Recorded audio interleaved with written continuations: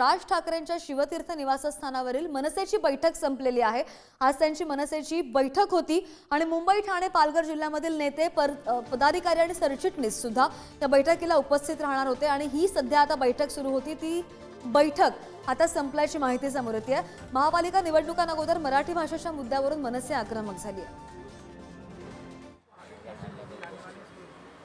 देखिए, जो जिस प्रकार से हिंदी भाषा को अनिवार्य किया गया है उसका हम कड़ा विरोध करते हैं और उसके बारे में क्या करना है इसके बारे में मार्गदर्शन राज साहब ने किया है।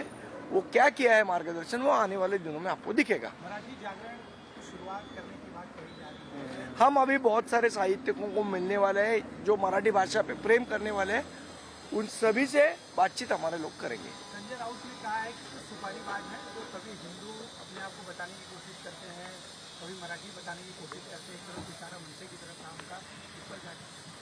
संजय राउत साहब के लिए वो एक पिक्चर का गाना था, जितनी चाबी भरी पवार साहब ने उतना चले संजय नाम का खिलौना।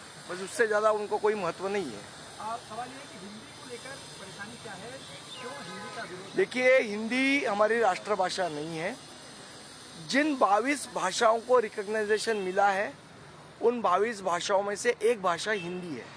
ये भाषा प्रमुख तौर पर उत्तर प्रदेश, बिहार या मध्य प्रदेश में बोली जाती है।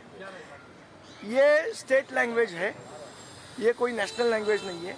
तो दूसरे स्टेट की भाषा आप हम पे थोपे हुए, आज बोल रहे हो आप हिंदी आपको कंपलसरी पढ़ना है, कल बोलोगे गुजराती पढ़ना पड़ेगा, परसों बोलोगे तमिल पढ़ना पड़ेगा। ऐसा तो नहीं होता है ना। हमारे राज्य की भाषा हम सीखेंगे, दूसरे राज्य की भाषा हमें क्यों सीखनी है? उसकी एक कंपल्शन हमारे ऊपर क्यों हो रहा है? इस चीज का हमें विरोध है। कल मुख्यमंत्री ने हो जाता है तो क्या स्टेप होंगे मनसे? अगर ये लागू कर दिया जाता है, क्योंकि फैसला लिया जा चुका है आधिकारिक तौर पर, एकेडमिक ईयर शुरू होते ही हमने बताया है कि संघर्ष होगा और वो मराठी में बोलता हूँ आपको, टोकारा पर्यंत संघर्ष होईल। मराठी मध्ये थोडं मराठी मध्ये मुख्यमंत्री ने कहा है की राष्ट्रभाषा हिंदीच आहे आणि मातृभाषा मराठी आहे आणि ज्यांना काम नाही ते असं संघर्ष निर्माण करण्याचा प्रयत्न करतात। जर अजित पवार साहेबांना वाटत असेल की राष्ट्रभाषा हिंदी आहे तर मला असं वाटतं परत पहिलीपासून त्यांनी धडे घेतले पाहिजे। तुम्ही साहित्यिकांना किंवा भेटणार त्यांना आहात, शाळेत पुन्हा पाठवलं पाहिजे। तुम्ही साहित्यिकांना भेटणार आहात, ते मराठीमध्ये राहिले, साहित्यिकांना तुम्ही भेटणार आहात, नेमकं काय नियोजन आहे या काळामध्ये? नाही, आम्ही जे मराठी भाषेवर प्रेम करतात, ज्यांना काल आपण बघितलं तर अनेक जे भाषा तज्ज्ञ आहेत त्यांनी सुद्धा सांगितलं की हिंदी भाषेची गरज नाहीये। आज या सगळ्यांना भेटून त्यांना एकत्रीकरण, त्यांचं सगळ्यांना एकत्र आणण्याचं काम हे आमच्या माध्यमातून आम्ही करण्याचा प्रयत्न करू।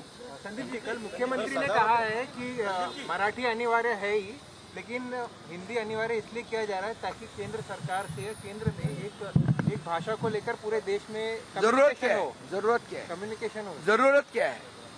एक देश एक भाषा कॉन्सेप्ट की जरूरत क्या है? आज तक कितनी भाषाएं भारत में बोली जा रही थी, कभी इसकी जरूरत नहीं है। आज जरूरत क्या है? जरूरत बताओ हमें। वो कह रहे केंद्र के साथ आपका भाषण communication सही हो। तमिलनाडु में समझ में आए, इसके लिए हिंदी जरूरी नहीं है। काल मुख्यमंत्र्यांनी या विषयावर बोलताना असं सांगितलं की एक सांघिक भाषा असावी संपूर्ण नाही, देशामध्ये, कशासाठी संवाद व्यवस्थित नाही। आपलं जनगणमनामध्ये म्हटलेलं आहे, आपलं जे नॅशनल अँथम आहे, पंजाब, सिंध, गुजरात, मराठा, द्राविड, उत्कल, बंगा, या सगळ्या गोष्टी एकत्र केल्यावर भारत होतो ना। मग एक भाषा एक देश ही कुठली कॉन्सेप्ट आली आणि कुठनं आली आणि कशासाठी आली?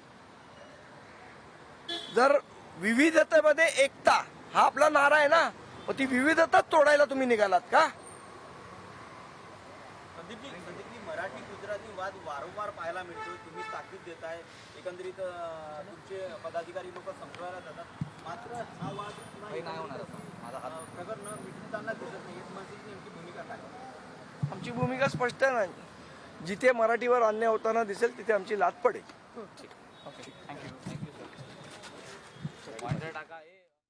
या बैठकीनंतर मनसे नेते संदीप देशपांडे यांचा माध्यमांशी संवाद आणि शिवतीर्थ या निवासस्थानी मनसेची बैठक पार पडली। हिंदी भाषेच्या सक्तीला मनसेचा विरोध असल्याचं वक्तव्य संदीप देशपांडे यांनी केलंय।